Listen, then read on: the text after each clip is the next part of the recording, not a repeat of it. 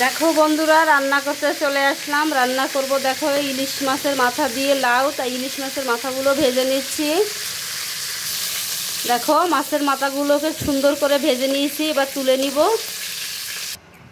দেখো দিয়ে দিলাম পাঁচফোড়ন, তেজপাতা আর দুটো শুকনো মরিচ। দেখো এবার লাউগুলো দিয়ে দিব লবণ, হলুদের গুঁড়া,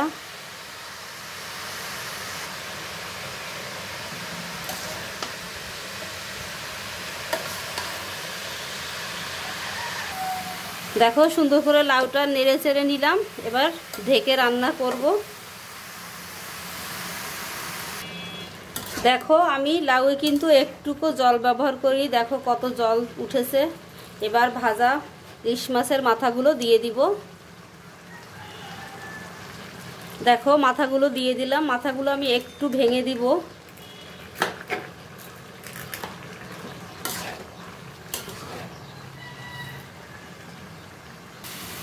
দেখো বন্ধুরা, লাউ রান্না প্রায় কমপ্লিট।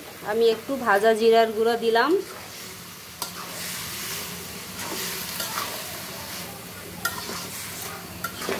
তো লাউটা এখন নামিয়ে নিব, অন্য রান্নাগুলো করে নিব বন্ধুরা।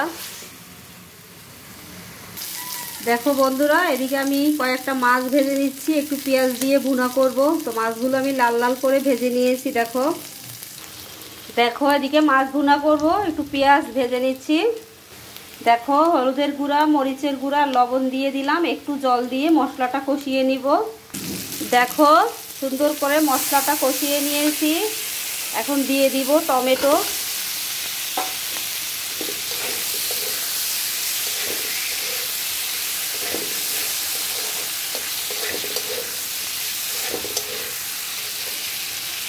দেখো টমেটো দিয়ে কষানো কমপ্লিট। আমি এখন দিয়ে দিব জল। জল বেশি দিব না, তা মাখা মাখা হবে রান্নাটা। দেখো ঝোলটা ফুটে উঠছে। আমি একটু ভাজা জিরার গুঁড়া দিলাম।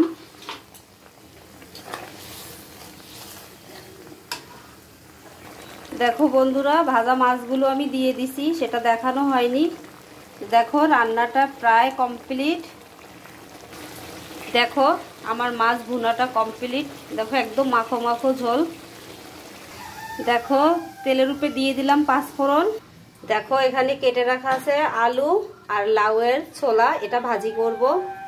দেখো দিয়ে দিলাম ছোলাগুলো। দেখো দিয়ে দিছি হলুদ, এখানে আছে লবণ, কাঁচামরিচ দেখো আগেই দেওয়া ছিল। এবার একটু নেড়ে চেড়ে ঢেকে রাখবো সিদ্ধ হওয়ার জন্য। দেখো বন্ধুরা, ভাজিটা আমার রান্না কমপ্লিট। দেখো একদম ঝরঝরে। এরকম ভাজি গরম ভাতের সাথে খেতে খুব ভালো লাগে। তো অনেক রান্নার ভিডিও করলাম বন্ধুরা, কেমন লাগলো অবশ্যই কমেন্ট করে জানিও।